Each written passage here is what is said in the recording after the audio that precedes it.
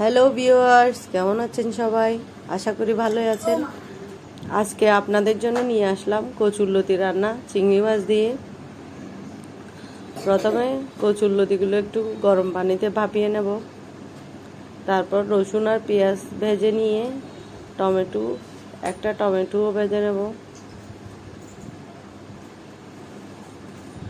Tomato পেঁয়াজ একসাথে ভাজাভাজি করে নিয়ে দিয়ে দেব চিংড়ি মাছগুলো। চিংড়ি মাছ দিয়ে লবণ দিয়ে মশলা অ্যাড করে দেব। মশলা ভালো করে কষিয়ে দিয়ে দেব কচুরলতি দিয়ে কিছুক্ষণ কষিয়ে নিয়ে দিয়ে দেব গরম পানি। কচুরলতিতে অবশ্যই গরম পানি দিতে হয়, না হলে গলা ধরে। কচুরলতি আয়রনের ভালো একটি উৎস, তো আপনারা অবশ্যই এই সময় কচুরলতি বেশি পাওয়া যায়, অবশ্যই কচুরলতি বেশি করে রান্না করে খান। এবার সিদ্ধ হয়ে আসলে